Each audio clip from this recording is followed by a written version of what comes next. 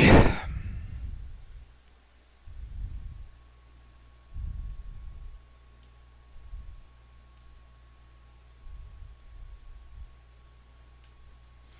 All right, let me get this shared out once again.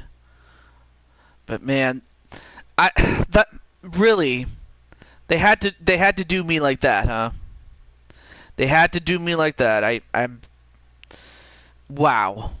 But nonetheless, though, we're back, and also, hey, well, welcome back, Alicia.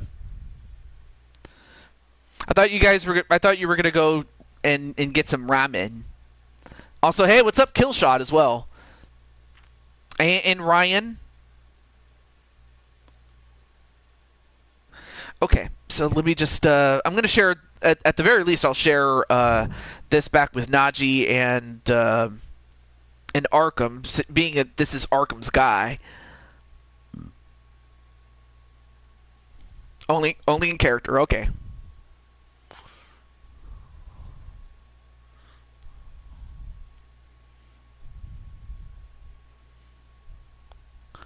The raccoon and the fox have returned. Thank you. And let me share this with Najee though.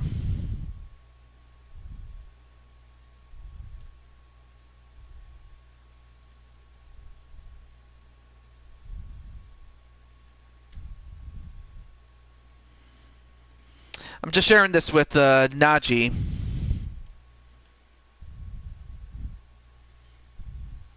Yeah. So now I'll have to think of well, in this case, I'll have to think of your next title defense. But until then, I think Sly and I have some unfinished business. Oh, okay. So that's a potential match between the television champion Sly Cooper and Jose as well.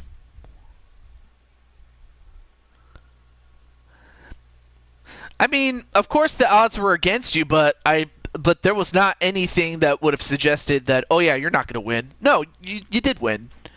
You definitely did not win. But yeah, Night of Champions is coming up. So I will be taking a weekend off from WWE 2K24 to come up with the festivities in the lead up to Night of Champions. But with all that said, let's continue where we left off.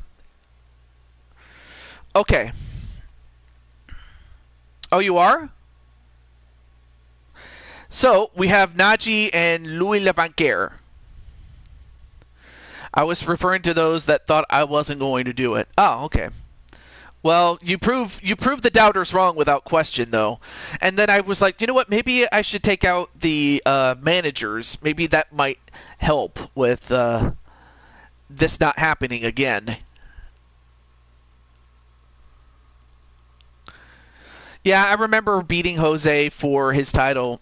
Isn't he owed a rematch? Well, hey, absolutely. I'm more than willing to give him a shot at it. But anyway, we're back to New Japan.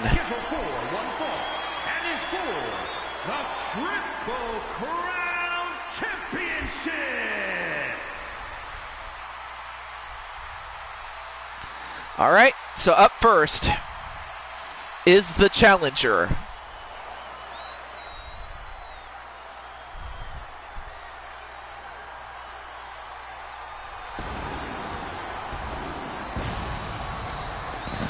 So I decided to instead have it just one-on-one, and by that I mean nobody will accompany him. It's just going to be him. And by him, I mean Najee.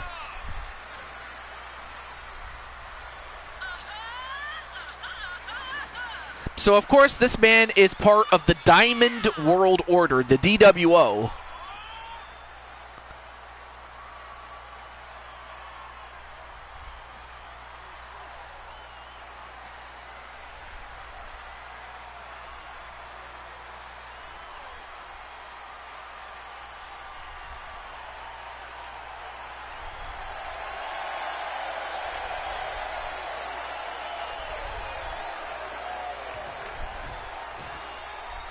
See. Wait. Oh, right. Let me get my pop-out chat. What am I doing? Wait. Do you know we needed instead of spamming the general channel for both role-playing and not, we could do channels. Oh, for roleplay? Yeah, we could probably do that. Yeah. I didn't consider it until just now, so...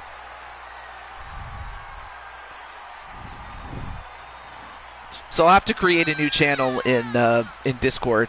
But as that happens, I give you the King's Crown champion,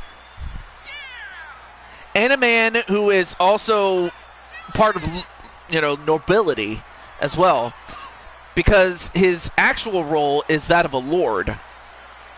Not the lord, but a lord, as in nobility. And with that, I give to you Lord Louis Le Vainqueur.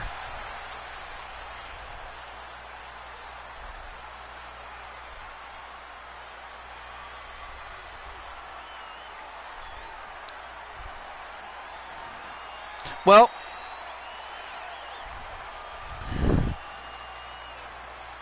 of course I don't just make anybody a mod, but after some time, I will definitely consider it. Also, welcome back, Odds Cornet, and you're just in time for the King's Crown Championship. All right, cool.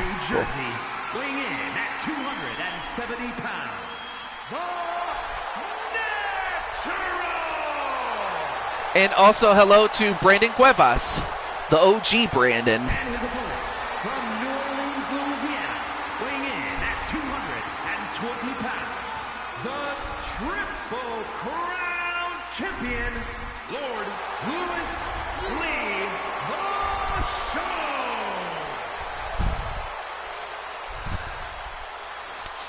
Yeah, that was awesome, especially with Carmen Gonzalez involved.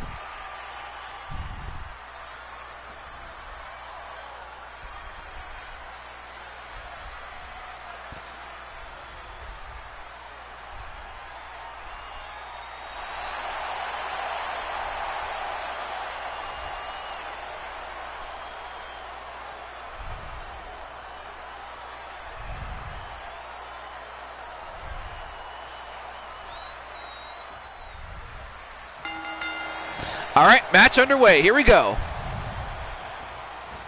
Just get my pop-out chat. There we go. All right. And for Lord Louis... Whoa! Nice slingshot powerbomb onto Najee. Now, this is a normal match, so this is under normal rules. And a couple of front flips, one front flip too many. And now Najee going to use his size and power and his street fight techniques to overpower Louis Le Vainqueur. Now, of course, Louis does not lack in power himself, but he is outsized. Although Najee, very athletic for a man his size, standing at 6'6", and an elbow drop. Ooh, kick right to the gut of Najee. Agreed, Alicia. Aww. But yeah, Against All Odds does have his own show, Creation Pro Wrestling.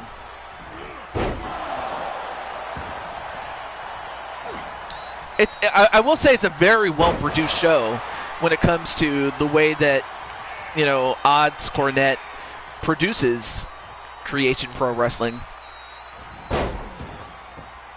And of course, Lioness and Carmen Gonzalez, as well as Wilson Hammett, are some of my favorite characters on that show. Not to mention Kyle Young. Although, wait, and a roll-up pin, one? No, only gets a one. Although Najee, spine bustered. And now Lord Louis using his power and deadlifts him and power bombs him. Now going to try to take out his leg. Now going up to the top rope. And a body splash. And 1, 2, no.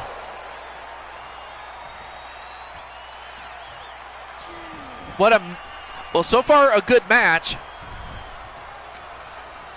But right now, Louis has the match in control, and he just has to stay in control and not let Najee use his power to get back in. And a super gut buster. Now goes up to the top rope again. And, well, he misses, and that might just turn the tide and give Najee a chance to get back in. Ooh, nice counter, though. Now goes up to the top again, although, well, this time he hits it. He hits the elbow. And Louis is going for the Royal Torture Rack. The Royal Torture Rack. 1, 2. No, kick out by Najee. Wait. He could use men. I might have to make an offshoot of that, because I made an offshoot of the Diamond World Order, which was originally of men, and then we had to make an offshoot for a women's faction of the Diamond World Order, which was DWO Nova. So, yeah, interested.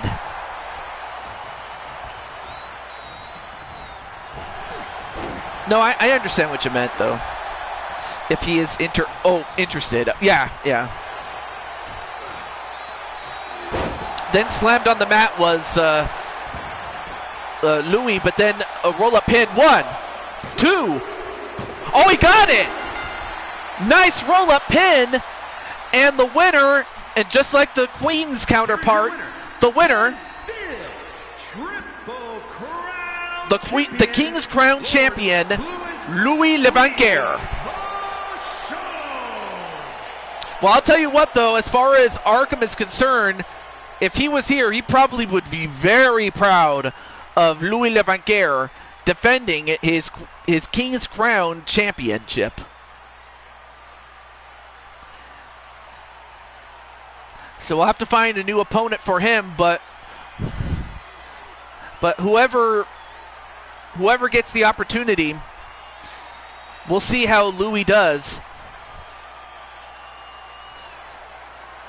in his next defense, but his first defense was a success since winning it. Great job there by Louis. But we move on. We move on to a triple threat TLC match. And I'm gonna let Dragonheart know that both him and the other character that he made, well, the person behind the character of Dragonheart created Dragonheart and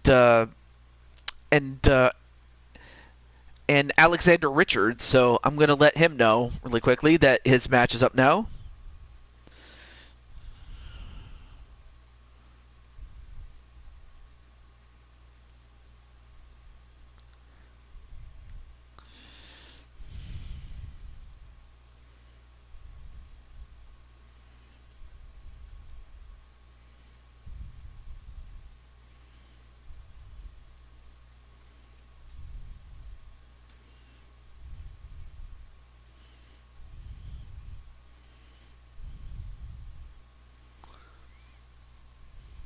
Oh, never mind. Oh, I was going to get you, but you got there. Okay, cool. All right, so this is for Dragonheart's undisputed Universal Championship, and this is an example of a championship that was elevated to surpass the United States Championship in terms of prestige.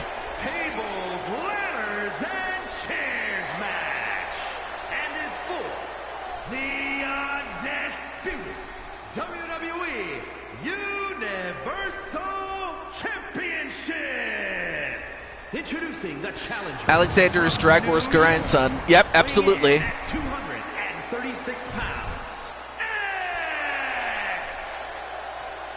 So, I give to you the individual known, or formerly known, as Edge. But since then, he has moved to All Elite Wrestling and is wrestling under his own name, but he is still the Rated R Superstar, and I give you, in what could very well be his last match, unless he wins this match, I give you Adam Copeland. I'm going to make my... Really? Well, I look forward to your debut in Dragonheart show. So it stays... Yeah, if Alexander wins, then yeah, it stays in the family. The NXT UK Champion and the WWE Champion, Prince Alexander Richards. Although one of those championships actually belongs to JW, but I forgot to give it to JW after out of character. But he is the NXT United Kingdom champion. Yep, he's the men's United Kingdom champion, and Alexander wants to become Alexander to 2 belts officially. But whether that happens or not, it all comes down to whether Edge or Dragonheart can stop him.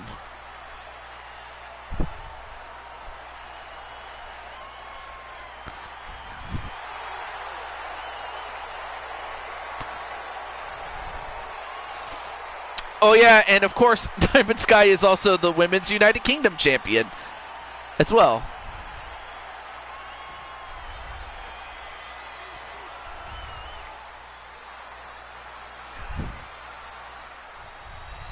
And introducing the champion from Queens, New York, weighing in at 215 pounds, the undisputed WWE Universal Champion, Mr. Are matching. Amazing. Remember what your grandpa taught you, great nephew. For those that thought I just proved you all wrong. But now I give you the undisputed Universal Champion, and that is Dragonheart. And Dragonheart indisputably along with Jose Blanco, but Dragonheart has become the undisputed greatest Universal Champion that there ever was. And even if he loses, I have a feeling that, you know what, given how much prestige that man, Dragonheart, has put into this championship, the undisputed Universal Championship, I have decided that if Dragonheart loses this match, that I'm gonna push him to go up the ladder, to go for the Intercontinental Championship. I mean, if he wins, he wins, but the moment that someone does beat him for the championship, I'm going to give him a shot, and by him I mean Dragonheart, a shot at the Intercontinental Championship. So to Gregory, the guy behind the character, what do you think? Or what does Dragonheart think about that? Anyway.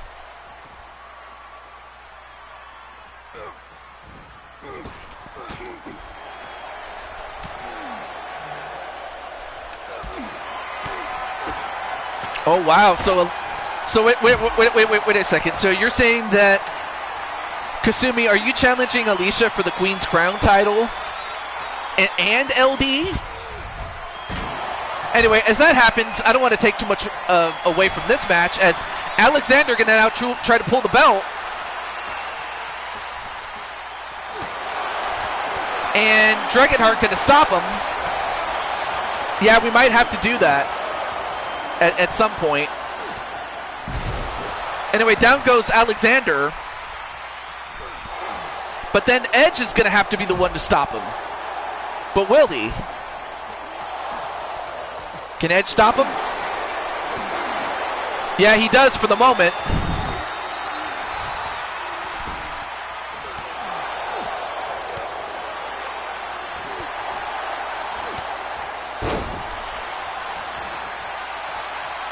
She's not my empress. You don't control me. Oh.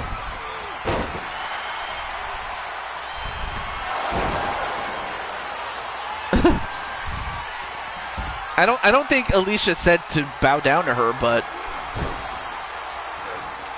still, I'm not controlling anyone. See, I was about to say, I mean, of course, that's just Diamond Sky saying that. So it is part of character work. Although now Edge has a chair, only for him to get kicked in the face. Yes, TJ. And then, oh my God! Oh my, I don't know if you saw that, but Edge just used a fireball on Alexander. Did you see that? Although Alexander's back up again. Did you? Oh, yeah, oh, I see. But I know it's no DQ, but oh, not a problem. Not a problem, Alicia, out of character. Thank you so much for coming. And oh no! Oh my God! Dropped on his head was Alexander, and then hit with the ladder was Dragonheart. But really, like I said, Edge, he has to win this match in order to continue, because if he doesn't, you know, we only extended him for one match. Maybe I'm gonna hurt Edge. Oh, well, never mind. I think your daddy kind of beat you to it. Although now Uncle, or not Uncle, but Dragonheart, against all odds, is still the undisputed champion. Here is your winner, and still the undisputed WWE Universal Well, Edge, Champion, Mr. Amazing, the Dragon Heart. okay, Mike Romes, thank you. But I was about to say is that while Edge may have started the fire, his fire got put out real quick.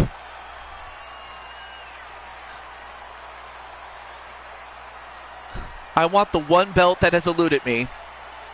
Oh, you mean Dragonheart? Yeah. So what's the one belt that has eluded you?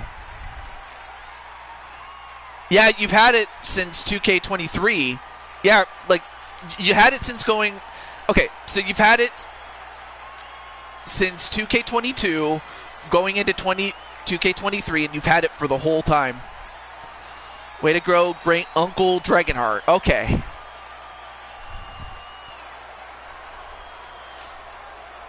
And then AJ pretty much puts an end to Edge, and as far as Edge is concerned, like I said, he had to win the match, or else he would, otherwise he will not be renewed.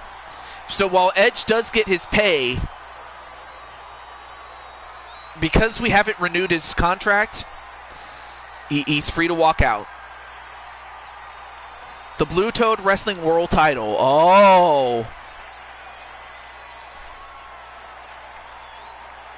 And then apparently he wants to RKO.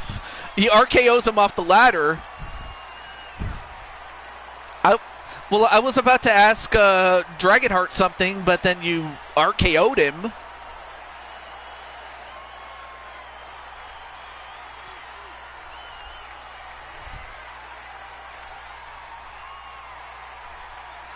I think Damian Richards in this case wants your belt. Well, let's well, hopefully we'll get a word from Dragonheart after he recovered from getting RKO'd off that ladder.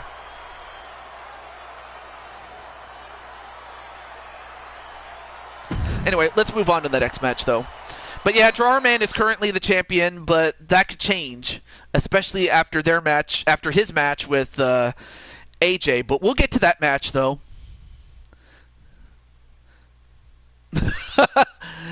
stop cutting. I think you must say, stop cutting me in line. I'm next for the title, which is true. You're champion,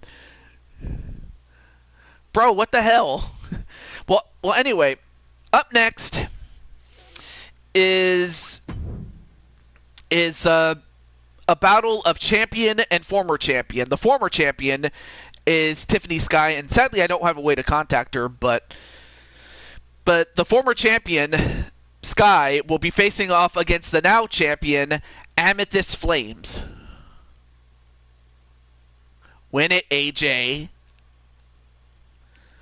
You know what? I'll talk to you, Dragonheart, after the show, or if you're feeling better, Dragonheart, I can do that. Nothing personal, just business, though. Oh, hey, what's up, Jesse Jackhammer? How you doing, man? Let me see. Why did Uncle Damien attack Uncle Dragonheart? Okay. Let me just let Flames know that she is up next.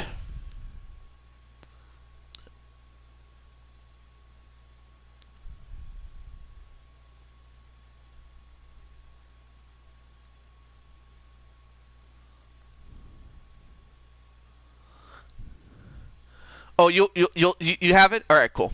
I'll get right to it then. All right, so Dragonheart, when you get a chance, so what do you propose? Are you proposing to relinquish the Universal Championship for a shot at the world title, or are you simply putting it up for a world title match? That was the question I was wondering. But up next, or up first, I should say, is Tiffany Sky, the former United States champion.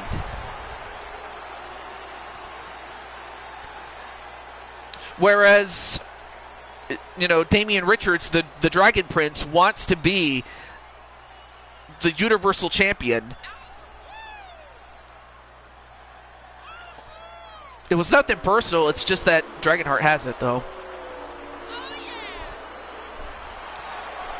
Pop shows him her Four Queens title. Of course, I still have to award the titles out of after the show, since I haven't done that yet.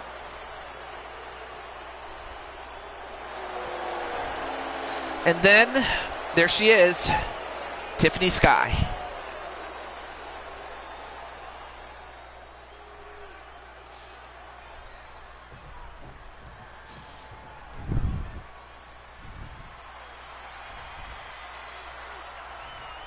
And introducing the champion from the fifth dimension, the Women's United States Champion, Angel Catherine Kitty.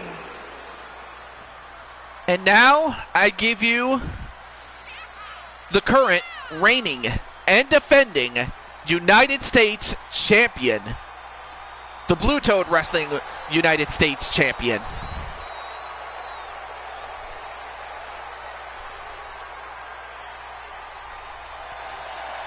And of course, Amethyst Flames, shaking her tail. And also, she has a tail because she's a cat. But there it is, the brand new Women's United States Champion. I hope you like the design. By the way, I did not make the title, someone else did, but I hope you still like it nonetheless. All right, match underway. Here we go. Now, this is a ladder match, so rules are the same as its male counterpart.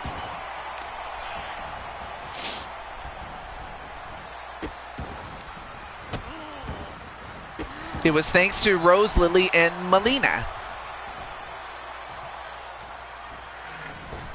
All right, now looking to, well, she got the ladder and then just smacked Tiffany Sky with it. Oh, nice counter there by Flames. And then Flames is going to make a beeline for the championship. And oh no, no, no, no, no, no, no, no! Don't do. Okay, all right. So at least she went backwards. She went on her back, and it wasn't on the ladder, thankfully. And then a moonsault right on the back.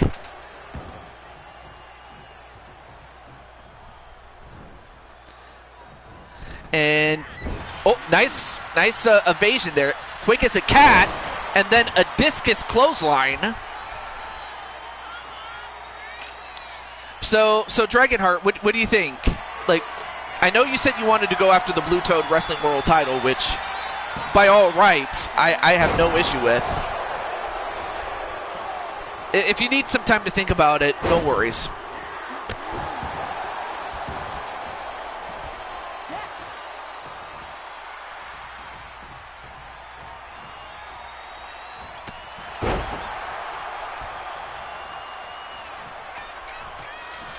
All right, so back up the ladder she goes.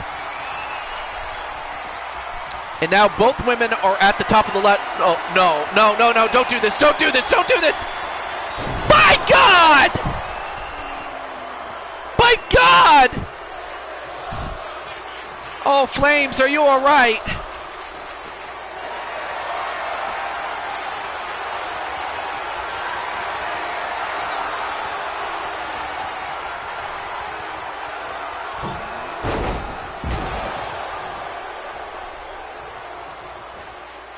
And of course, we're going to see Lissa. Okay. Against the winner, and I'll relinquish the... Okay. Well, you know what? I will do that. But as that happens, now both women back up on the top again. So I'll then have to make a tournament to ultimately crown an undisputed Universal Champion. But I take it, Dragonheart, you want your match to be one-on-one, correct? 1v1. Just want to clarify. But as that happens, now Flames now going to try to take the belt down. Nope. Shoved away was the ladder and an electric chair drop.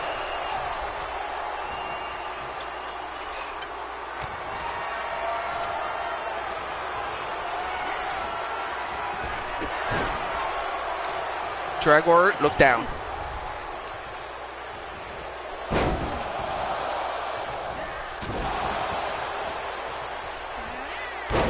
And then a front flip.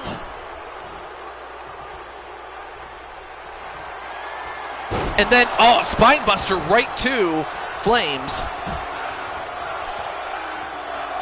Of course, I should mention that there are several other people ahead of you in terms of getting an opportunity at the Blue Toad Wrestling title, but when that time comes, you'll get your shot. I'm trying to be fair to those who are before you in terms of getting a shot at the world title, but hey, you'll get your shot 1v1, so I just want to at least let you know about that, but you are on the list. Now setting up the ladder in the corner and then getting drop kicked or... All right, cool. And whoa, nice athleticism there by the Cat Warrior or the Flame Warrior. That's better because she's also known as Flames, of course.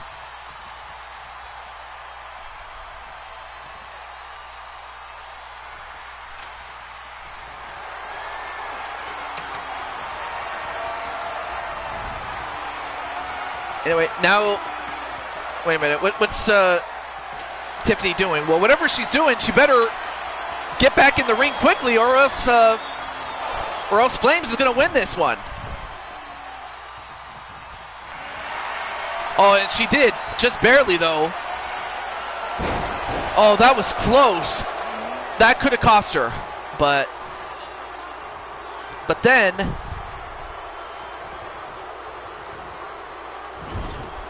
Wait, slammed on the turnbuckle.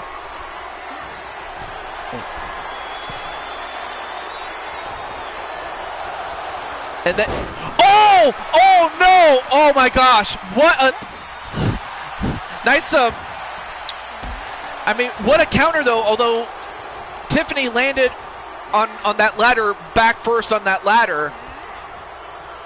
Oh no! Oh my God! My God! Flames have got to be broken in half. Although, oh, now this is a mistake. You had Flames taken out, but instead of going for the title, you want to make sure, you want to hurt her. That's a mistake. That is a huge mistake. Well, now Flames, I mean, Flames just summoning the spirit, the strong style spirit of New Japan and the King's Road, although I would probably call it Queen's Road since they're both women, but just summoning the spirit, that strong style spirit,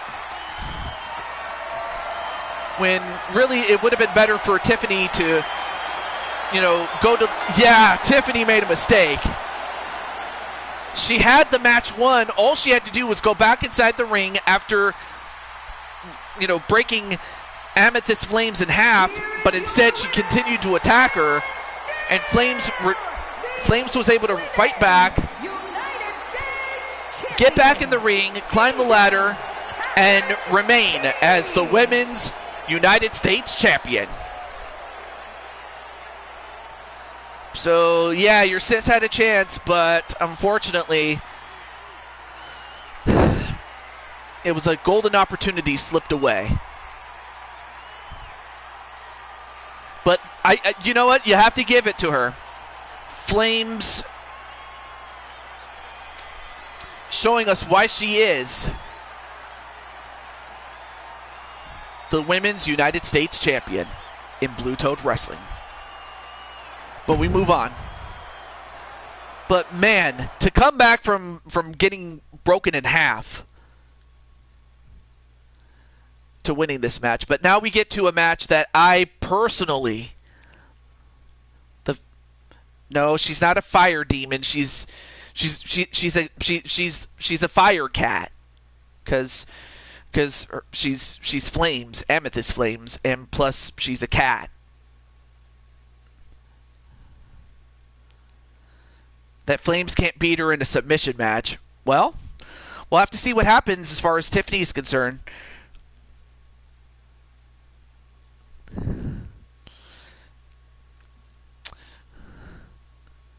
Well, I don't know if I could say they're gods, but they are looked upon very fondly.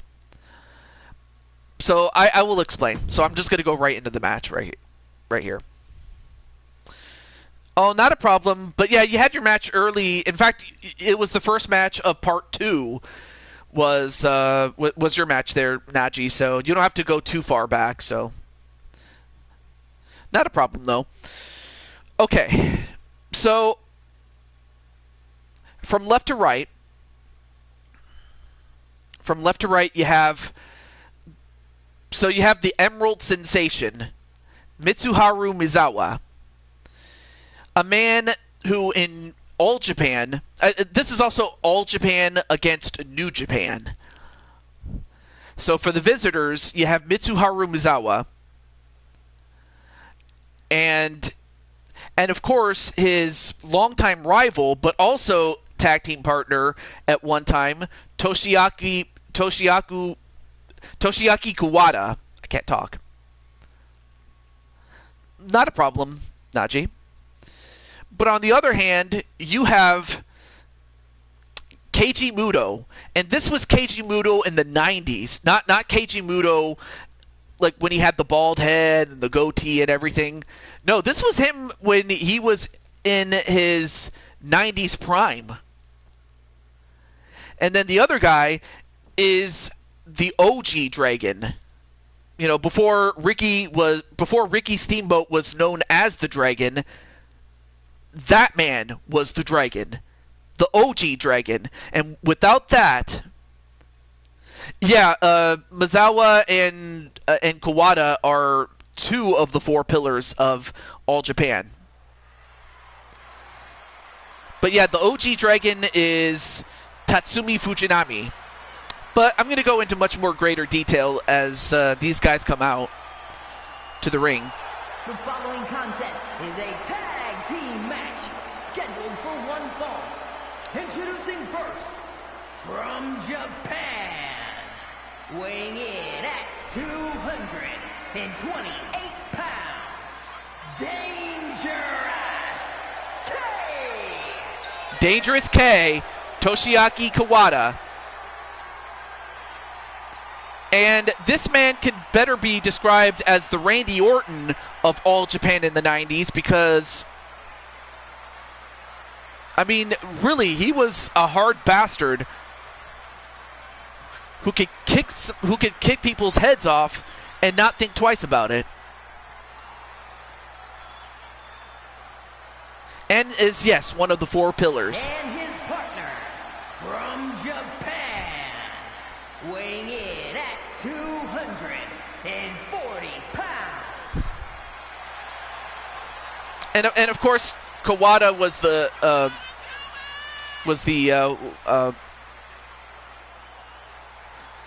wait, what the hell? Wait, what the hell happened to his hair? Did he get a buzz cut or something?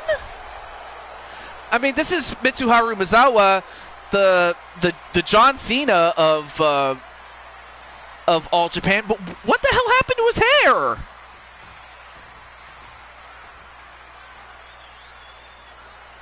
Like, out of character, what happened to his hair? And from Japan, weighing in at 236 pounds, KG Muda. Well, anyway, so then I give you Keiji Muto, who of course is also the person behind the character of the Great Muta. But when he wasn't sporting the face paint, he was himself, Keiji Muto. But yeah, this was him, you know, back when he had hair, and before he was a brawler, he was a high flyer and a technician back in the 90s. So yeah, he was a different cat back then. But again, I still don't know what happened to Misawa's hair. If anyone knows, let me know. From Japan, weighing in at 227 pounds, the Dragon. And then finally, the OG Dragon himself, Tatsumi Fujinami. Often considered the second biggest star in New Japan's history, especially in the 80s, but because obviously you couldn't take the shine off of Big Chin Tony, Antonio Inoki. But who's going to win? All Japan or New Japan? And eventually I have to figure out what the hell happened to Misawa's hair. Yeah, Misawa's hair is missing. What the hell happened to it?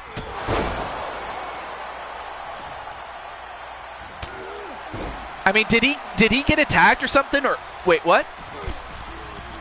Oh, you are. Oh, that's bullshit. No one for. Oh, come on! Don't be a. But anyway, what happened was all right. So it turns out that apparently someone thought it would be a good idea to pull a prank and give him a buzz cut to where he has a mohawk or something.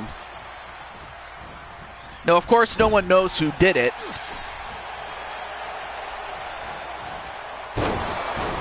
But regardless, I don't think that's going to stop Misawa from trying to win the match, though. But yeah, Gregory, like, who's your favorite wrestler from Japan? Even if it's And in fact, you can include someone like from today's wrestling, whether it's in New Japan, All Japan, or the company that Misawa founded, Pro Wrestling Noah. So yeah, you can tell me who your favorite wrestler is from Japan, and someone else. Jushin Thunder Liger. That was another guy I was considering for the match as well.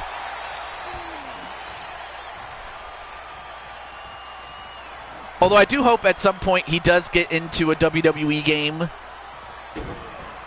especially given the fact that he was inducted into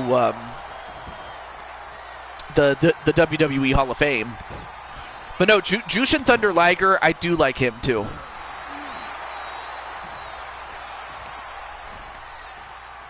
But yeah, Misawa, as I said, he was the John Cena in All Japan in the 90s, because like he was the crown jewel, like he was the man. He was the guy that drew the most money. And not to mention the fact that but unlike John Cena, he was beloved.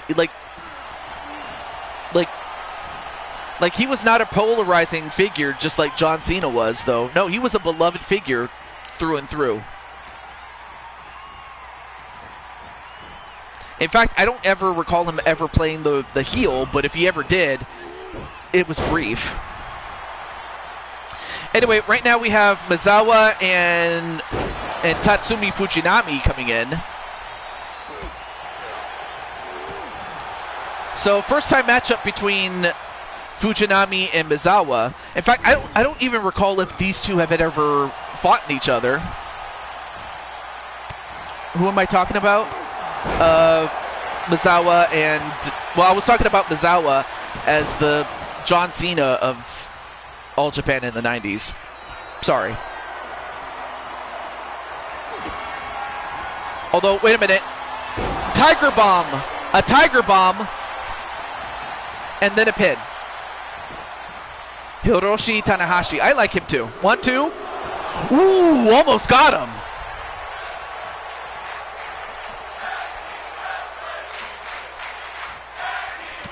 Sorry if I went too fast right there. All right, back inside the ring. Misawa was a pillar. Yeah, he was. Like Kawada, his tag team partner for tonight. Kenta Kobayashi and Akira Taue. They were the 4 pillars of heaven.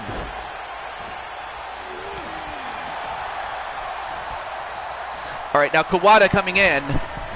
Now going up to the top rope. This is usually not where he excels in. But he goes up and clotheslines him. Nice move. I was not expecting that. Now stomping away on Fujinami.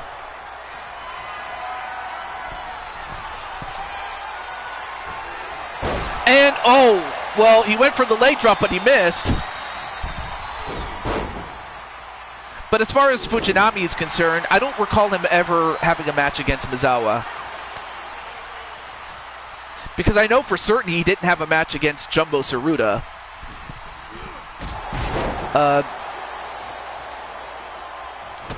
But nonetheless, though, we now have Keiji Muto and Kawada. And in fact, these two did fight. These two did face each other. But that was post-Exodus that led to the creation of Noah. Anyway, I read about his death, and apparently he suffered a collapse of the spinal cord. The family didn't have it revealed after he died. Oh. Mr. TJ, when giving the belts, I'll take either the yellow or purple. All right, not a problem, Violet.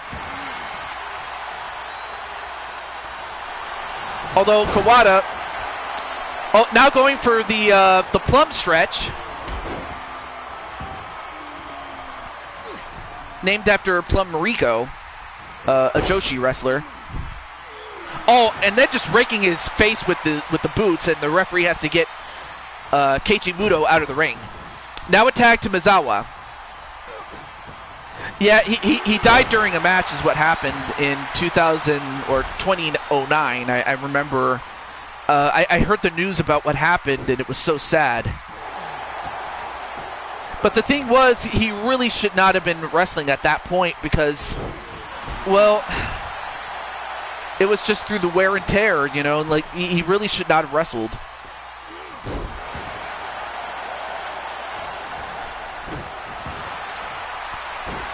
And then, a knee right to the back of Misawa.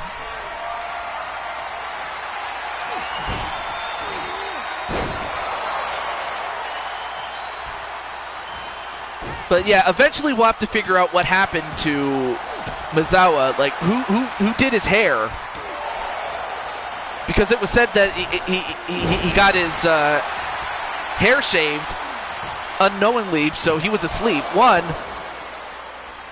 But yeah, like IRL, yeah, he died during a match, and whoa, what an uppercut from out of nowhere on Misawa. Nope, kick out by Misawa. Anyway, after this, we will have the Blue Toad Wrestling Men's World Championship with Drawerman and AJ.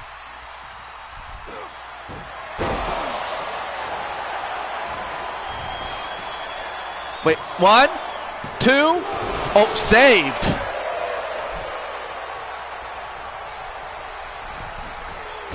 And then, ooh, nice drop kick though by Keiichi Muto. Like I said, he was a high flyer back then. And well, he takes out Kawada and then a spin kick onto Misawa. Oh. Whoa, nice elbow shot. Uh-oh, he's going for the elbow, and he hits it. That's his patent and finisher. And saved by the Dragon, Fujinami. Although, he's going to do it again. He really wants to put away Keiichi Muto. And he hits him again. But is that it? 1, 2, no! Kick out by Muto! How the hell did he kick out?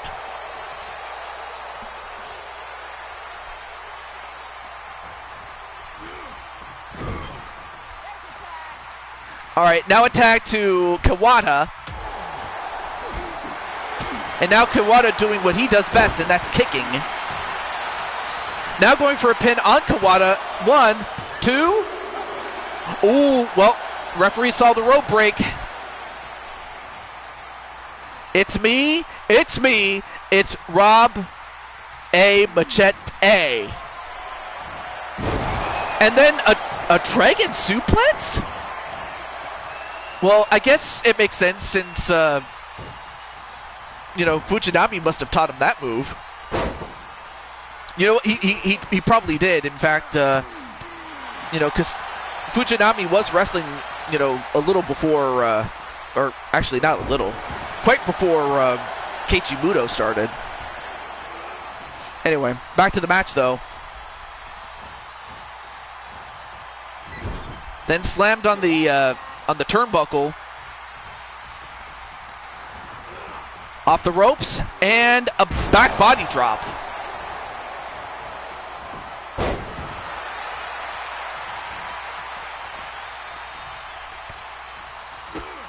And now, just kicked him right in the head. But yeah, great to see you there, Robbie. He was the innovator of said move, that's true. He was. All right, now the Dragon and the Emerald Sensation.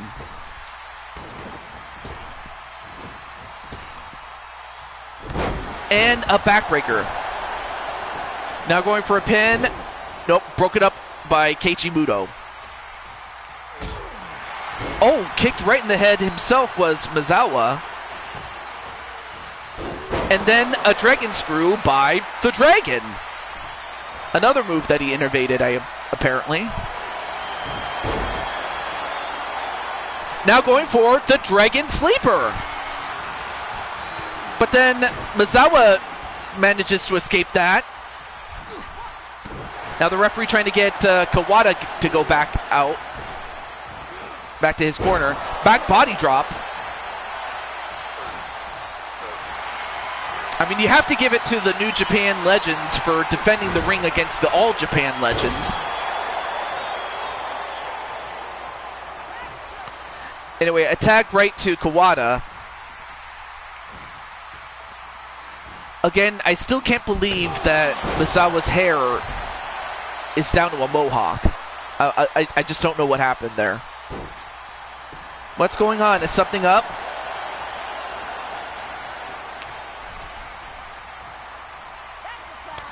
All right, then a tag to Keiji Muto. And then from out of nowhere, a big boot. Of course, Keiji Muto is busted open. And then holds him down. Stomps away on him.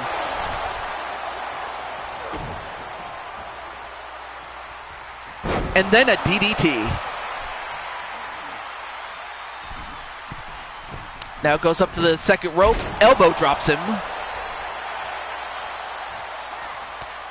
And a tag right back to Kawada. So far, the All Japan Legends, the two of the four pillars, doing pretty well.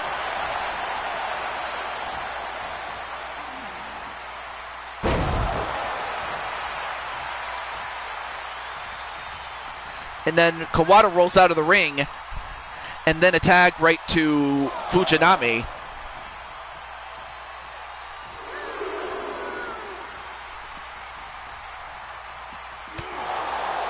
Oh, wow, what a rolling elbow of his own. Wait, what's he going for? Is he going for a pile driver right on the floor?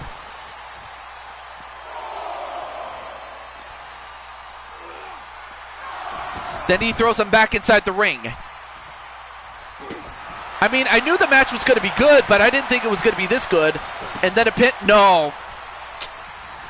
Broken up by Keiji Muto. I mean, who's going to get the win? Who's going to get the pin?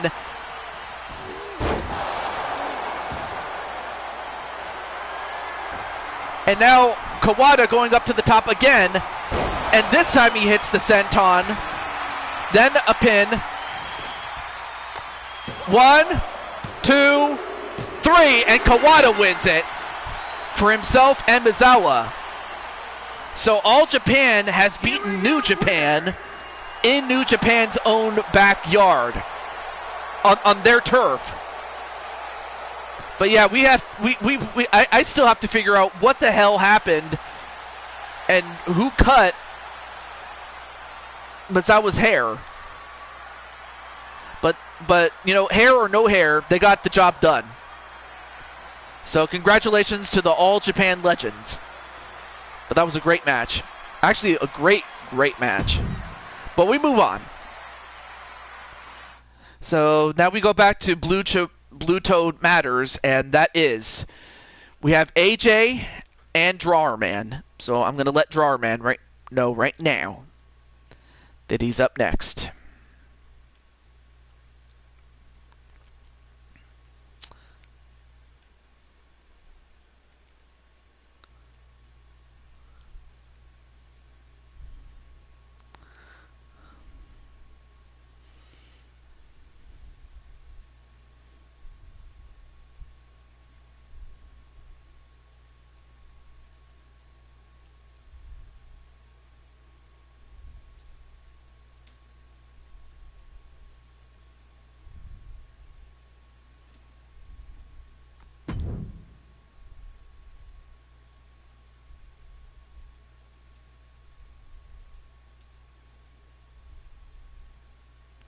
So who do you think will win this one? Will it be AJ becoming a 2-time Blue Toad Wrestling World Champion, or will Drawerman remain a 2-time Blue Toad Wrestling World Champion?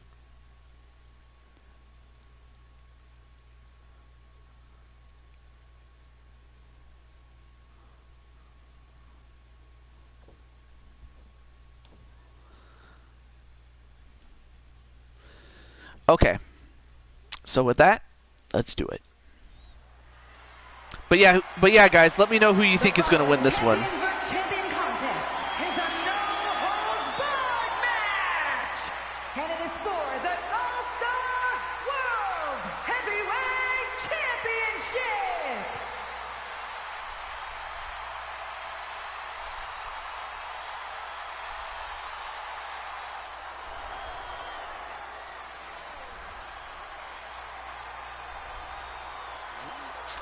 All right, so Diamond Sky going to go for her brother, and Violet's going to go for her uncle. Of course, AJ is currently the North American champion. Of course, he won that off of a ladder match that involved Cody Rhodes. So AJ and his family members are going for AJ.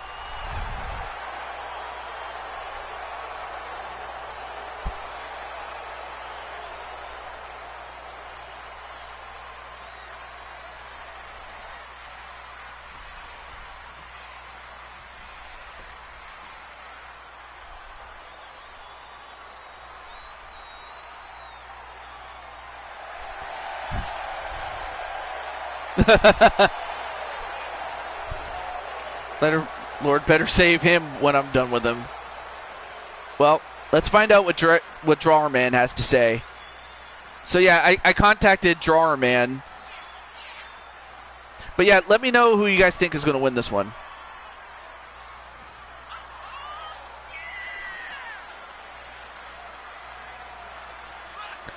But I now give you the reigning and defending Blue Toad Wrestling World Champion,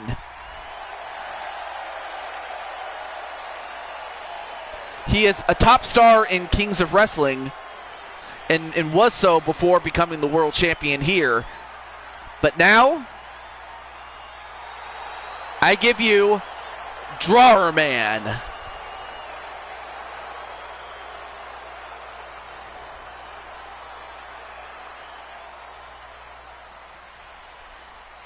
Now, this is a no-holds-barred match, so, you know, these two can go as hard as they want to.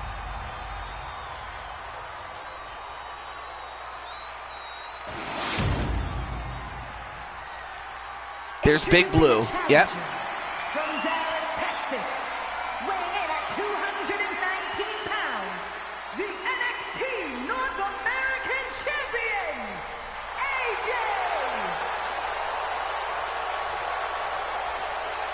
And his opponent from Kobe, Japan, weighing in at 228 pounds, the All-Star World Heavyweight Champion, Magic Man.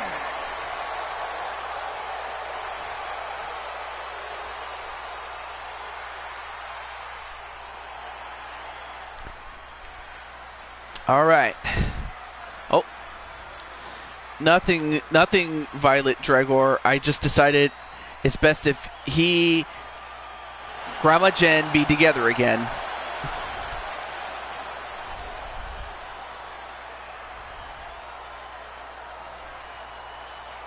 Oh.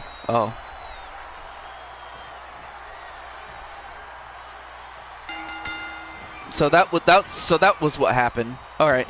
Well, anyway, nice move there by AJ to start off the match. Ooh, nice punch right to the face. I love you as my Grammy. And a front flip, but then he ends up getting kneed, or got the knees up, did AJ.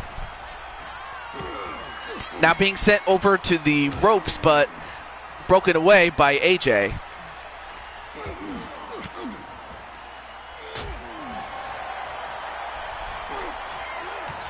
elbow right to the leg, and then a spinning kick.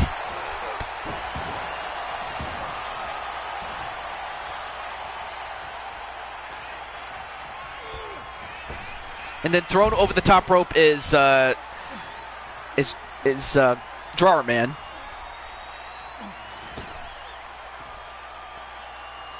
Now, of course, this match can take place outside, but in order to win, they have to get back in the ring. Oh, and a knee drop, but misses, and AJ makes him pay for it. Then a code breaker onto AJ.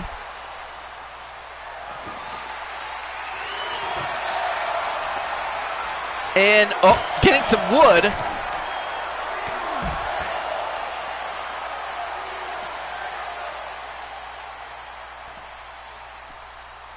I don't think Asheron is probably somebody to look to power to. I mean, I know he's part of you, but considering how much trouble he gave you, that's what I'm saying. Well, and then now trying to pull the leg. He's your inner power. Oh. Although right now, getting hit with that kendo stick.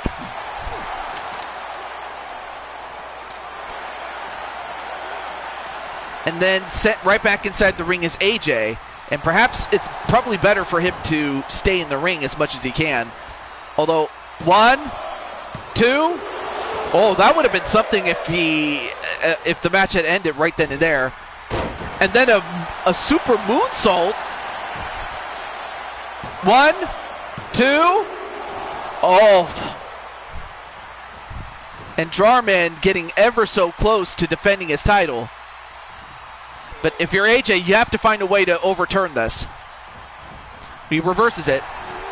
And then a kitchen sink. Kicks him in the gut. Nope, countered. Oh, misses the punch, and also misses the Hurricane Rana attempt.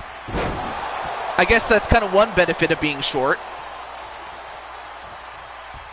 Although, AJ does have the strength of a lion.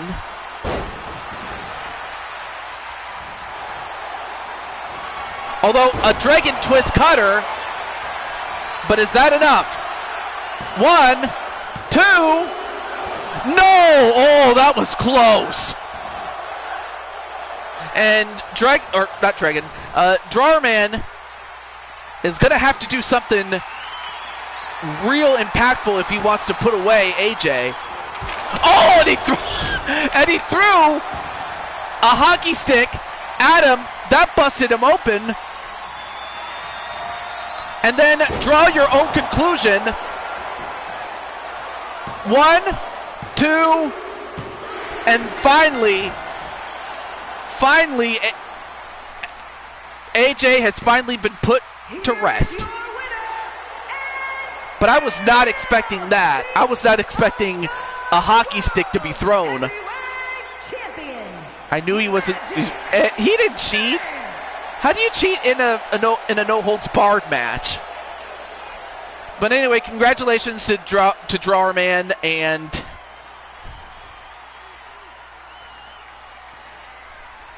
but for AJ, I have to think that even though he lost,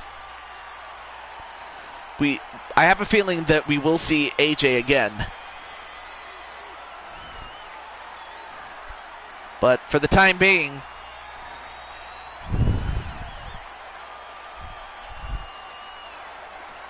he used 2 on the outside and 1 in the ring. But unfortunately, AJ, he just flat out beat you. I mean, then again, it's twice he's beaten you.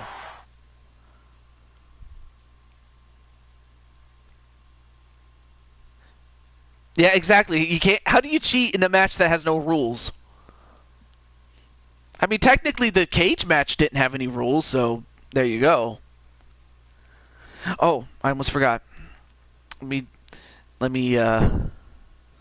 update as far as Dragonheart is concerned. And speaking of Dragonheart, now that he is abdicating the undisputed Universal Championship, there will be a tournament, and I'm going to have to pick an X amount of guys to compete for it. Anyway.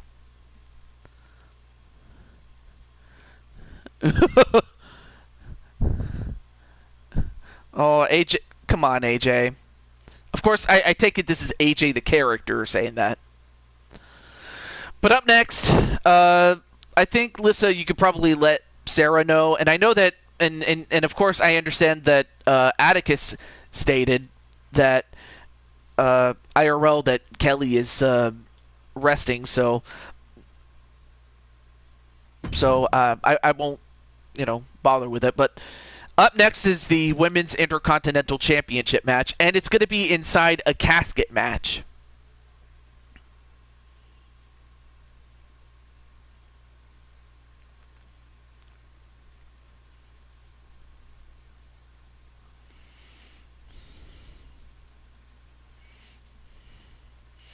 Diamond Sky shakes her head.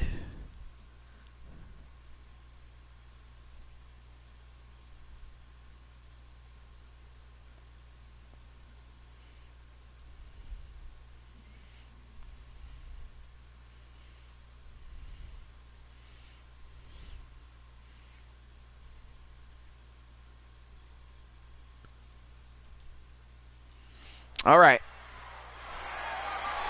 The following contest is a casket match and is for the Women's Intercontinental Championship.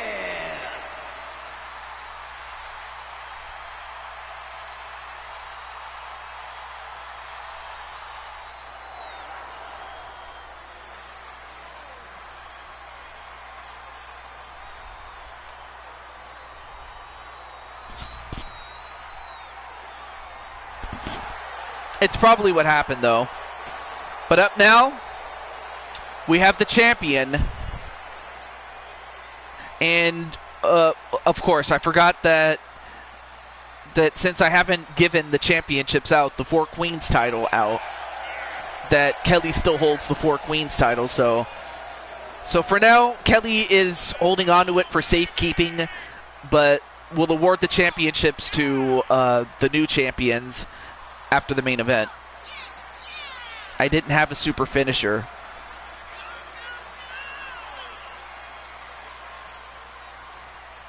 I don't think he had one, although it could have just simply been that, he kept up the attack. What can I say? But then again, he could have just as easily lose. Though I'll look into it. And if that's the case, I might just have to consider giving a rematch out. But if not, but if it's fair, then it'll stand, and that's just that. But that's not to say, AJ, you couldn't compete for other championships too.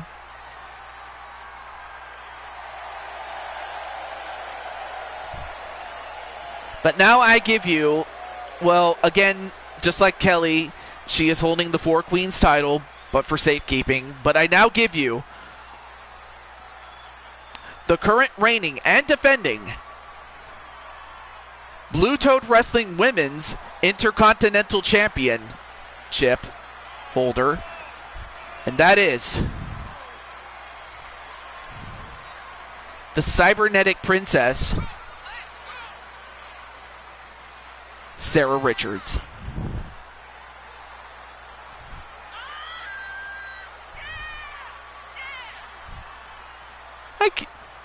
Wow, AJ, really? Diamond Sky, you're going to have to talk to him right now. Hands his NXT title. Oh, you mean the North American title?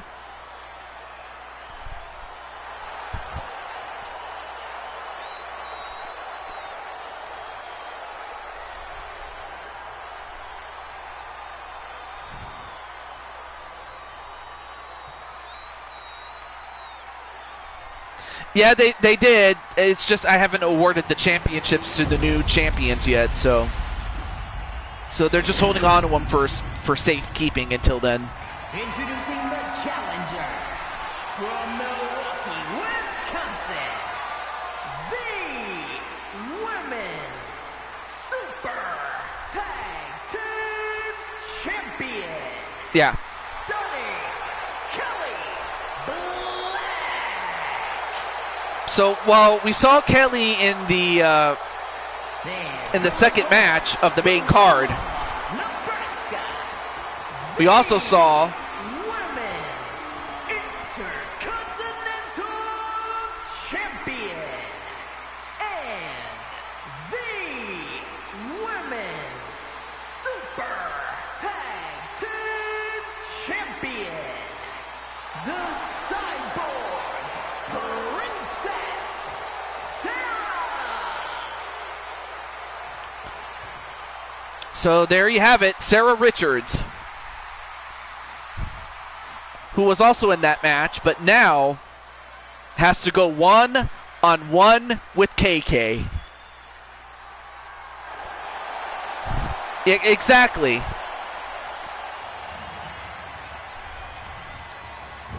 Thank you, Diamond Sky.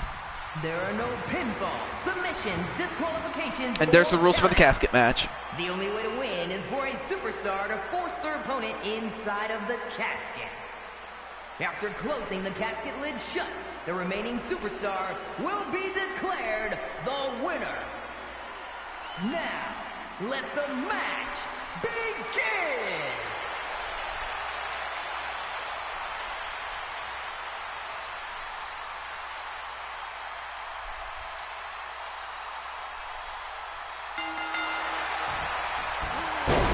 All right, match underway. Here we go.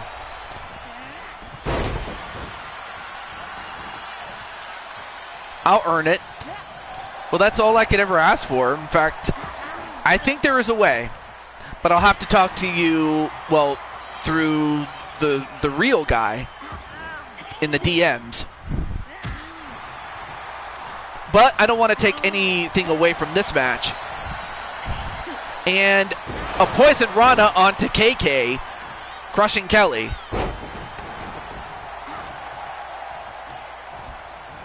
And throws her over the top rope and out. And now trying to elbow her and go for the legs.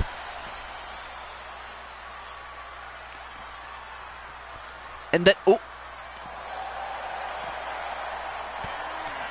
Well, I'm not sure. I think she was going to go for a back suplex, but it was countered. And now with the chair, nope. Knocks the chair away.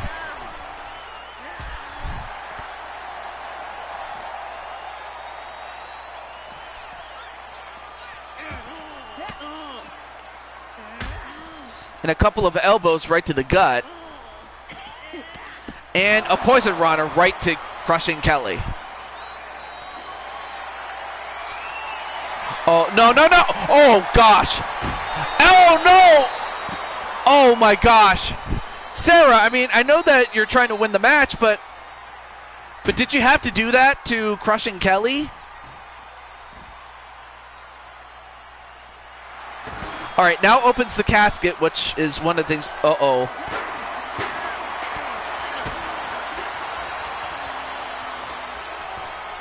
Oh, kick right to the head of crushing Kelly. And then sends her right into the steps.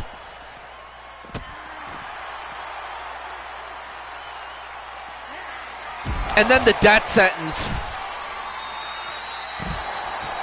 Followed by an elbow drop, but right now the best thing to do is to get crushing Kelly into the casket.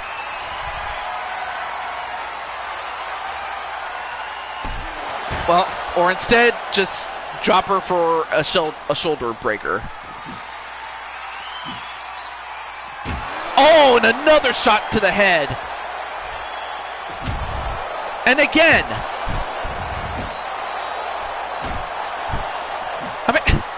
I mean, Sarah, what are you doing? I mean, this is your sis. Come on, man. I mean, you want to give Kelly some brain damage? I don't think Atticus is going to be very happy about that, Sarah. Although, oh, then countered.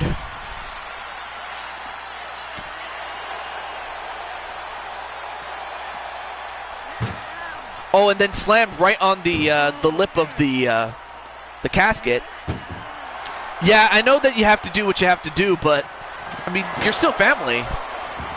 But Sarah, yeah, too strong at this point to be put in the casket. And then a running DDT on the floor.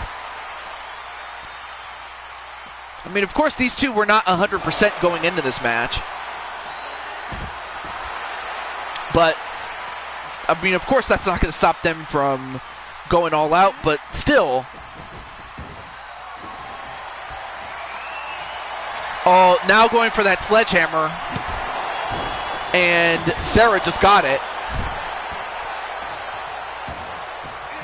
And again.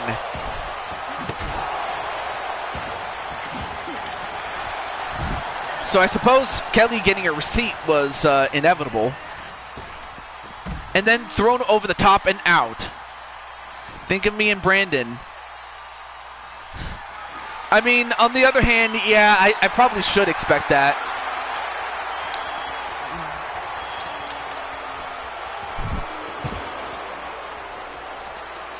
Although, wait a minute. The silver bullet right on to Sarah on the outside. And then whipped right into the casket.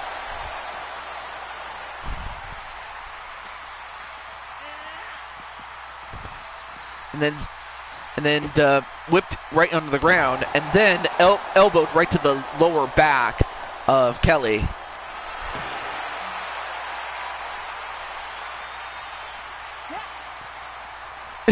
Yeah, that was hilarious. Although, if you ask AJ, he probably would be like, "Drawer man."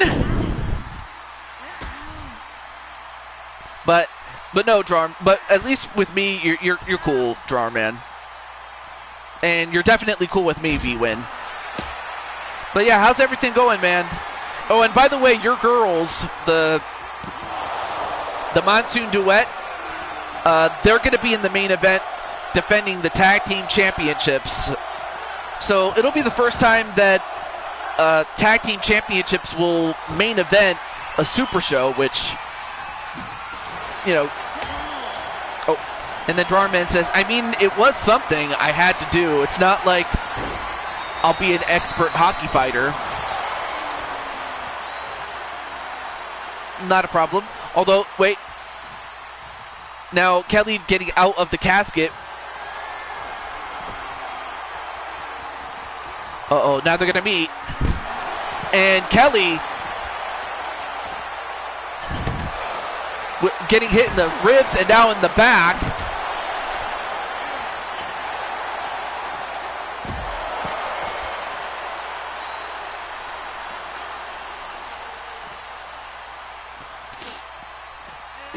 Although Sarah Richards, not to be outdone, fights back. Now, I will say this, though, for those who are wondering. Because this is a super show, after the main event is done, we are done. We're not doing any bonus matches tonight. But we will do some bonus matches on the next show. Although I might have to limit that to something else. But you'll know what I mean. But as that happens,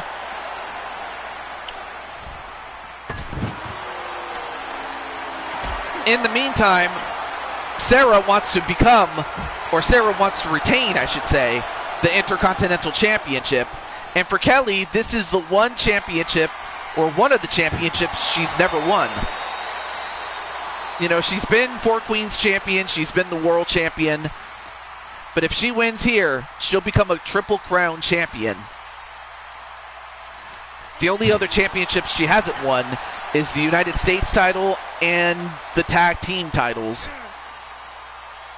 Anyway, and then it says, and then Atticus says, AJ, let honor and morals get in. Oh, sorry. AJ, let honor and morals get in his way. One day you'll learn that sometimes you have to break free from who you are to truly become who you need to be. Oh, I'm sorry. You have to break free of who you are to become who you need to be. One thing I know is I got to get back to the top title picture at some point. And of course, the guy who needs his horns cut off is back.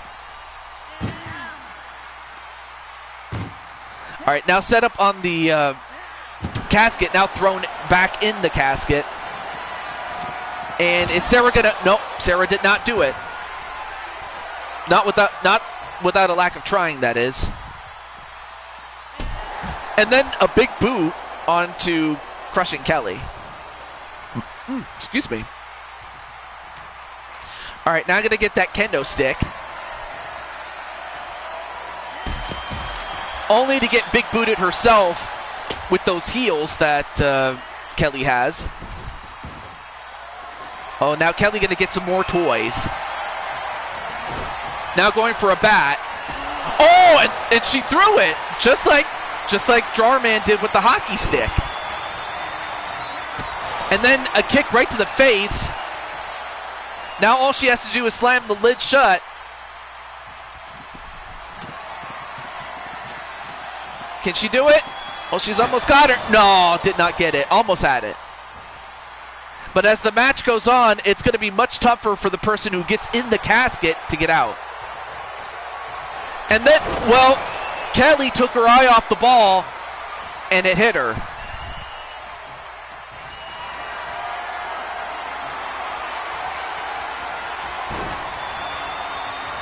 And then Sarah just does what Kelly did to her. Now going to try to slam the lid. Can she do it? And she does it. Sarah has overcome her sister in many ways. Here is your winner, and still the Women's Intercontinental Champion, the Cyborg Princess Sarah. So Princess Sarah Richards is still the Intercontinental Champion. So Atticus, I have to think that you are conflicted. On the one hand, you're sad that, KK, Crushing Kelly, is now in the casket and lost her chance to become Intercontinental Champion. But on the other, you have to be happy with your sis still remaining the Intercontinental Champion. I await to hear what he has to say. But before we get to Atticus's match,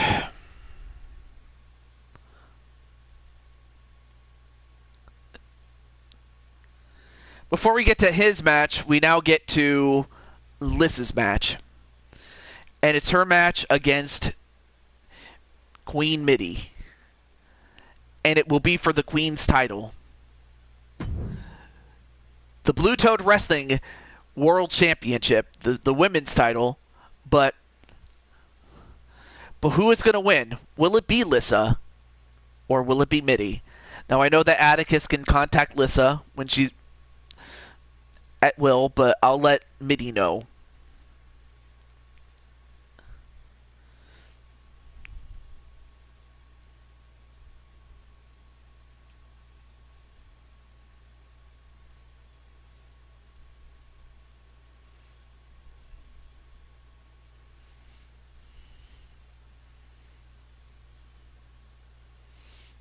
Oh, never mind. Mitty's here.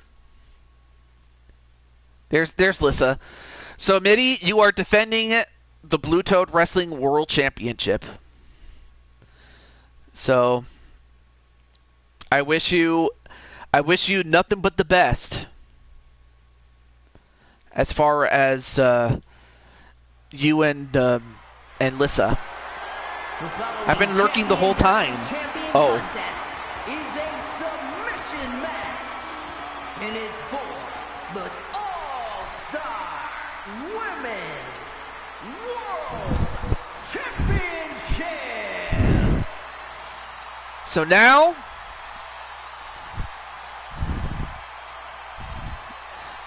Midi's always around. You just can't tell. I know I can't tell. But now I give you the challenger who recently successfully defended the ECW Women's Championship. And she defended it in a TLC match. But the match is not for her title. The match is for the championship she once held. The Blue Toad Wrestling World title.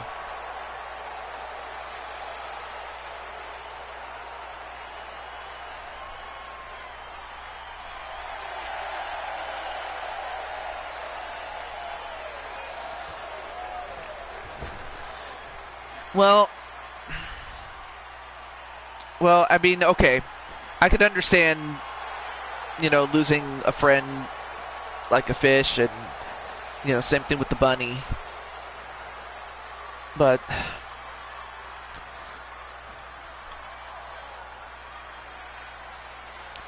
sadly, nothing lasts forever.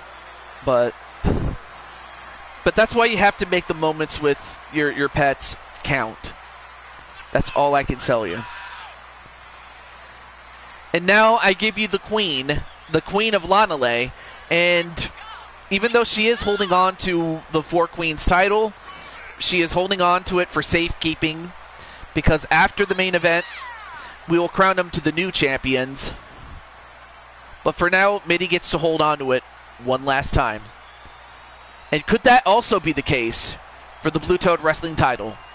Anyway, with all due respect, can we keep things related to the show, please? Sorry for your loss, but we're here for wrestling.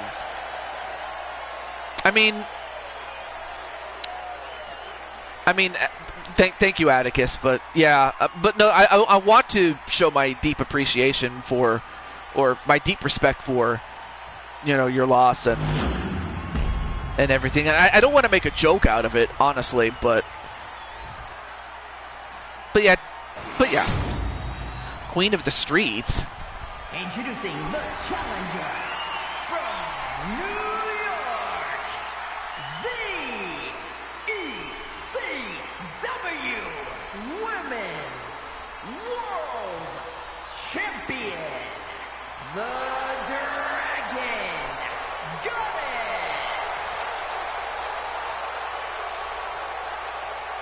And her opponent from the other side of darkness, the All-Star Women's World Champion, and Watch her mouth talking about Midi. Women's Well, who knows? Maybe Midi. Actually, I'm not sure.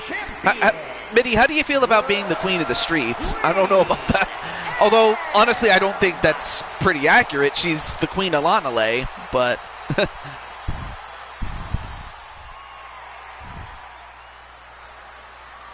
Queen of the Streets. Actually, I'm not even. I was about to say. I didn't think so.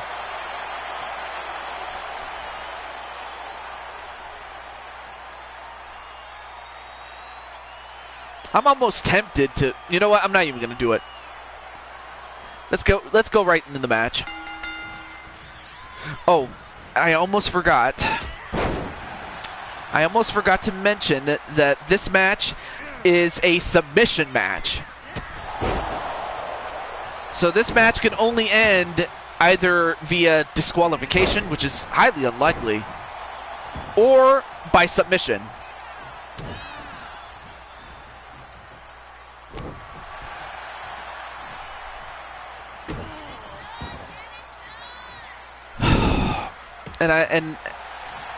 And you know what? That's just well,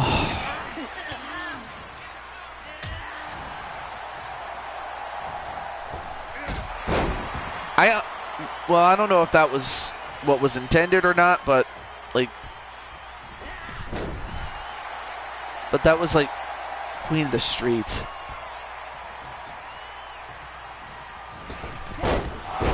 I should mention that this person is using her mother's or his mother's account. In other words, this is this is someone who's not even old enough to have their own account and is simply using their mother's account. Although I'm not sure who, if the person in question is a woman or a girl or a boy. I'm 10. Although that could be a lie, although I don't know, I can't confirm that or not.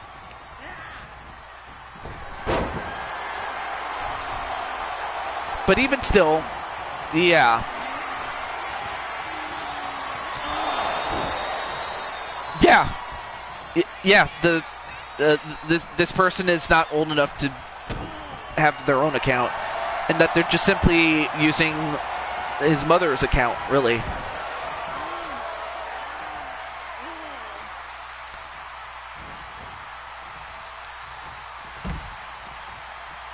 But yes, I do feel for you when it comes to your pets.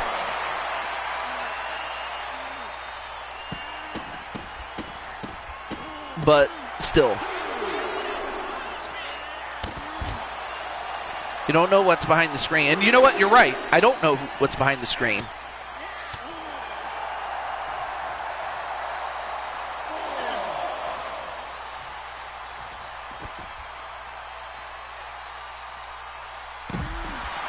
And then Attica says, you just said you're 10.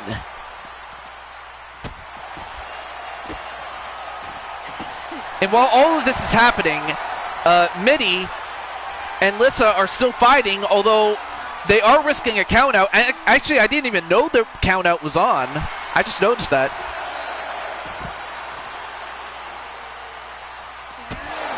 And then a spinning kick goes out, although Lissa can't win the championship if it ends in a count out. Come on.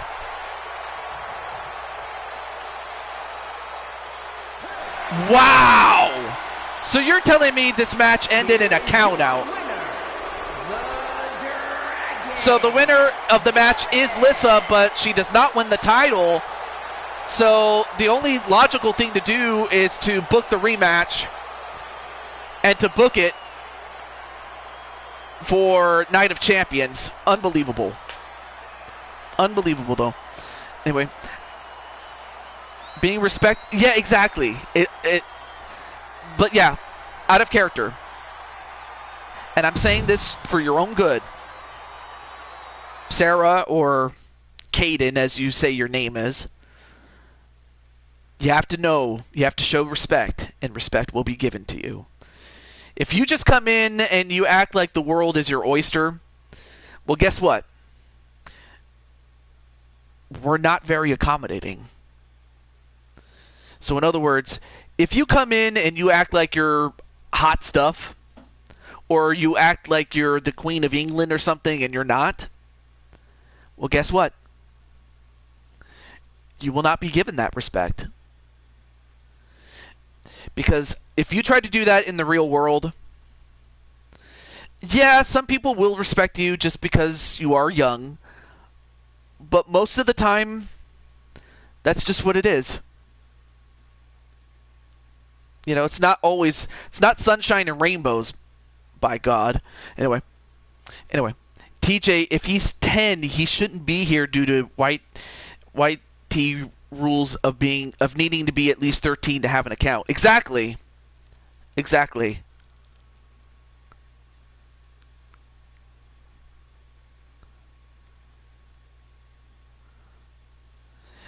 Basically, what I'm saying is, we're not going to disrespect you just because.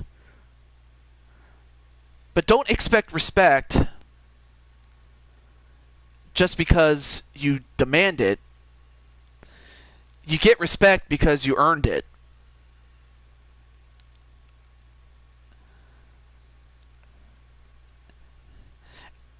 And sometimes, and you know what? Anything you say could be taken out of context if you're not clear on what you mean by that.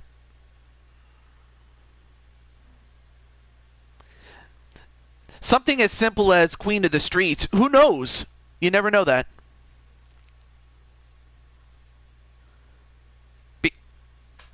Okay. I think there's one person who needs to be quiet. And I'm going to do this. You know what?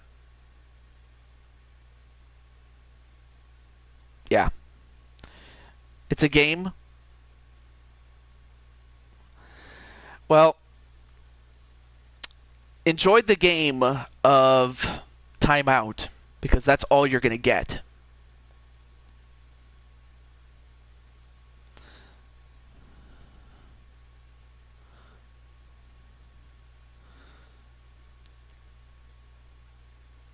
And you're right. You're not saying anything bad, because if that was the case, I probably would have said, Atticus, you didn't have to say that. You didn't have to say it, but no, you're not. You're not saying that, so you're good. And same thing with Mitty, because it's like, you know, and I appreciate you not speaking out of key, which I appreciate you not just going in on this person using his mother's account. And you know what? I'm not going to block the account, because what if her mother actually watches the show and takes responsibility for her kid?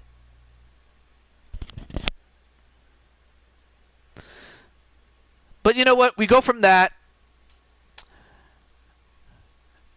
to the Intercontinental Championship match inside a cyberspace cell match, which of course is a specialty of one Cyberspace Wrestling or Cyberspace Federation, I should say. Excuse me. And of course, the champion is Atticus Black, and I'm going to let Ram know that his match is up next. So let me do that right now. Now, Atticus,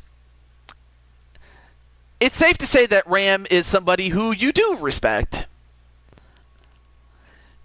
In fact, you respect him so much that you're going to do everything you can to beat him and win the match. Anyway, see. Normally I do fire back when I'm insulted, though. Of course. And of course, Atticus, of course. Let me just let Ram know.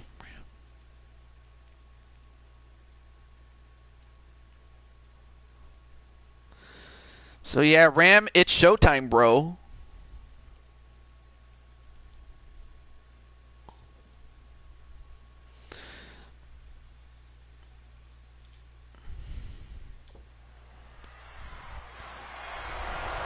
The following contest is a 2 out of 3 falls match. That is for the WWE Intercontinental Championship.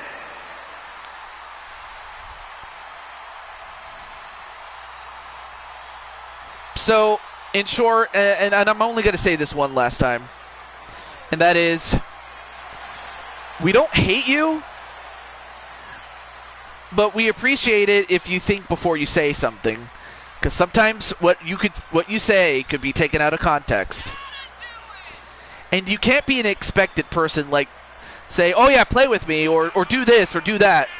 No, if you do that to people in real life, especially people that are older than you know what's going to happen? And I would hate for this to happen to you, Caden, if that's your name. More likely than not, they'll either laugh in your face, they'll say no, or they'll yell at you, or worse, they'll just punch you in the face and not think twice about it. So in other words, it's how you treat people, and it's also what you say and how you say it. That's all I'm going to tell you. And if you need somebody to help you, talk to your mother, because that's what she's there for. And in the words of Stone Cold Steve Austin, that's all I got to say about that. Anyway. And if you're me, things... well, I know some things can be taken out of context as a joke, but still. I try not to make it a joke unless it is a joke, but it's not. Okay, so we had Ram come in as I was talking about that. And of course, Ram himself is a former United States champ, or not United States. Well, yeah, he is a former United States champion, but a former tag team champion as well. And you know what? These two are no strangers to each other. These two fought over the Blue Toad Wrestling Tag Team Championships of the world on opposite sides, with Ram teaming up with me and Atticus teaming up with Azrael. So these two are no strangers to each other. They fought over the tag team titles. But now they are fighting over the Intercontinental title and in AJ's playground, known as the Cyberspace Cell. And for Atticus, this is his second cell match. Introducing the challenger from Gold Coast, Australia, weighing in at 228 pounds, Hollywood Superstar Ramel. So we have Ram.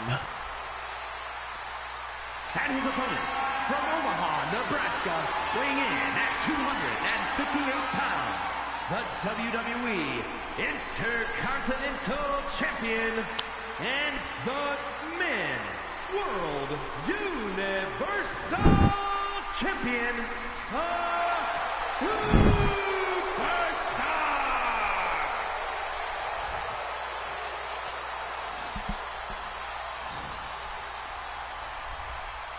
And then, of course, you have Atticus, who would love to defend the Intercontinental Championship and would love to cement his legacy as Intercontinental Championship and elevate it. Excuse me, I had something and had some gas there. But good luck to both men. Now, the rules of this match, as far as the rule set of this match, is it's 2 out of 3 falls. And to score a fall is by pinfall or by knockout. Now, pinfalls can only take place in the ring, whereas knockouts can take place anywhere. And the man who scores 2 out of 3 falls wins the match and the championship. And now Ram gonna stop away on Atticus. And, yep, starts going for the leg.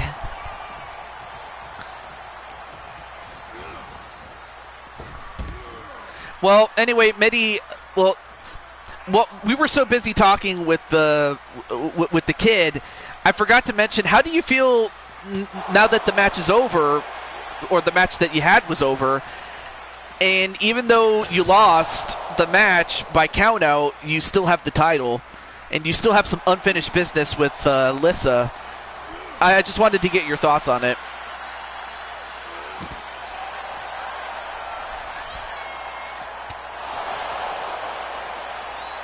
And as that happens, both men fighting outside the ring. And then Atticus shoved down.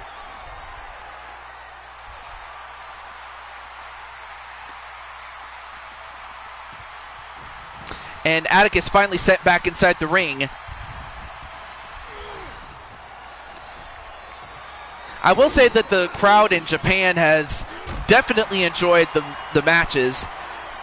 But so far, the match that most of the fans have enjoyed the most, especially given the data that I have right here in front of my desk, was the All Japan, New Japan Dream match that happened a couple of matches ago.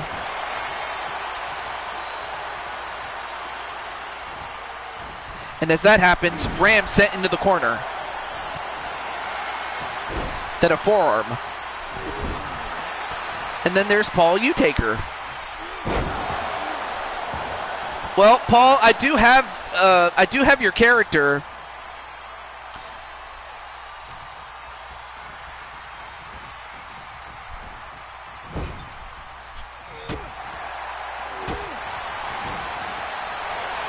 And then going for a couple of kicks to the body and then going for a pin. One, nope. It's going to have to do a lot more than that to beat Ram. And then a spinning kick from out of nowhere. 1, 2, no.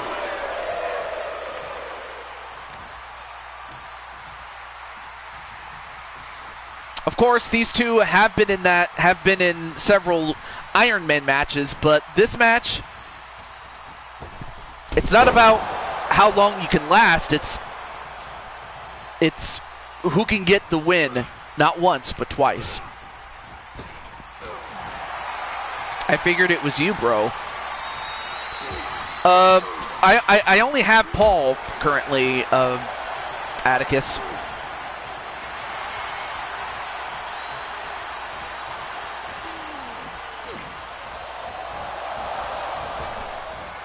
And, oh, nice move there by Ram. And then, nice takedown. And then a drop kick. But yeah, great.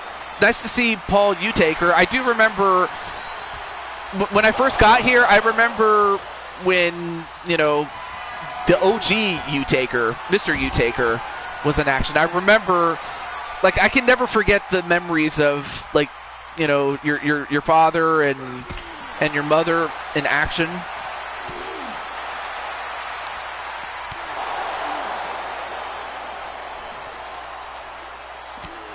Well, now that Edge is gone, I can definitely make that happen.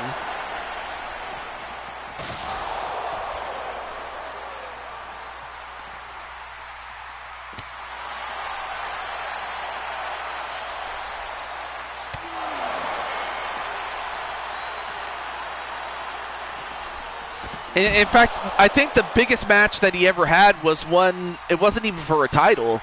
I will always remember the match that Mr. U-Taker had against Wrestling Mama, because it was the first of its kind, really. But yeah, it's like Atticus's shadow. As that happens, also there's Crushing Kelly, and by the way, Kelly, you had not one but two matches today, in both part 1 and 2.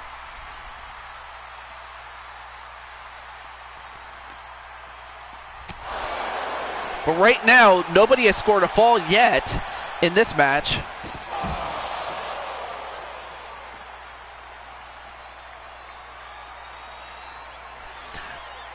Now, of course, how to determine the next Universal Champion, I understand that there will be a tournament,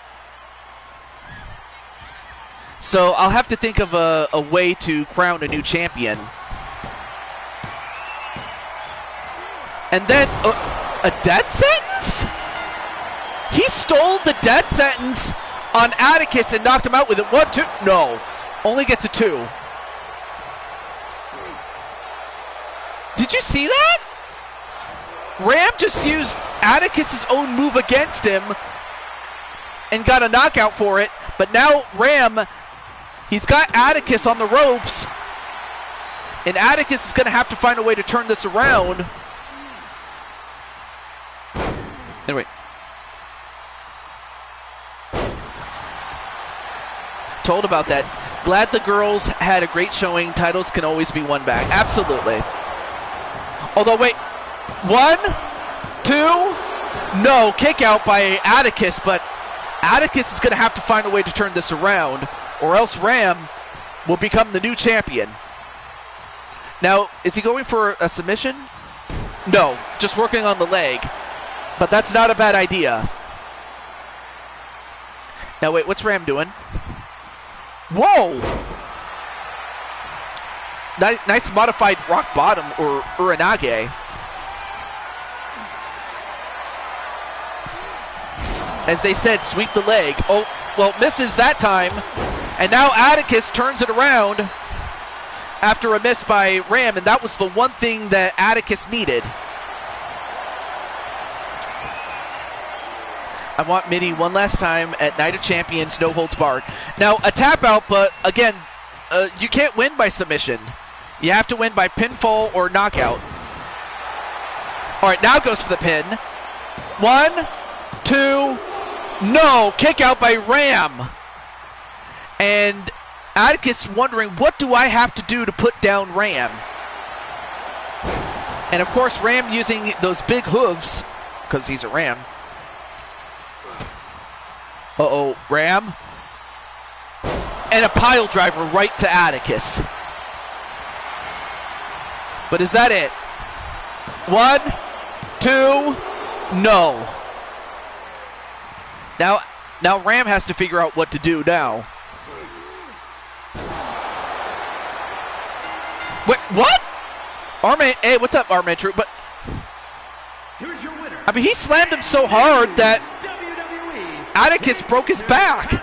Or rather, he broke Atticus' back. Atticus' back. I can't talk. But Ram is the new Intercontinental Champion. Of course, Atticus does have the rematch clause, so no dispute there. But anyway, that was a great match, though, by Ram. But I have a feeling that Atticus will be back. He will be back, though. But now we go from Atticus, and now that U-Taker's here, we now have the main event. For the first time ever, a tag team championship match is the headliner. That's right. The headliner is a women's tag team title match. And you know what? It makes perfect sense when you think about it, because this is New Japan. And if there's anything that New Japan and as well as All Japan in the 90s did, and Noah, and maybe All Japan today, but it's not that well known. But if there's one thing that Japanese wrestling is really good at, it's tag team wrestling. Anyway. I can't talk. I can't talk. Floral Fury. There we go. I actually got it. They are the Flower Twins, but they're also part of a larger group, though. I should mention that Floral Fury,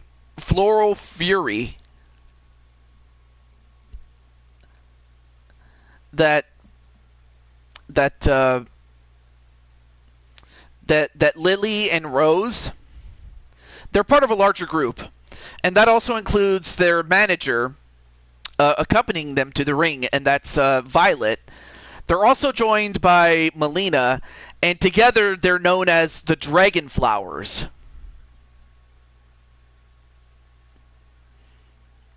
And of course, V-Win is the owner of both Tien, that would be the girl in red, i.e. the dragon, and Lin Ha is the one in blue, known as the Phoenix, and they are accompanied by Liliana Ladrona, who is a friend of theirs, as well as Emily Elvis, but it's Lily,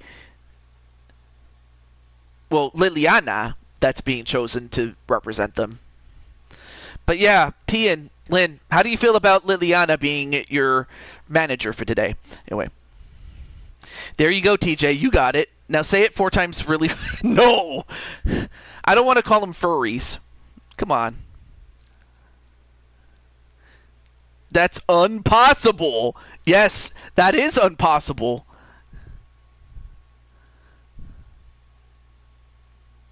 Wait. No. No. Come. Really? Seriously, game?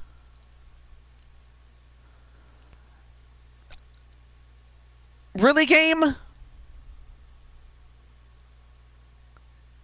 It froze on me again. Great.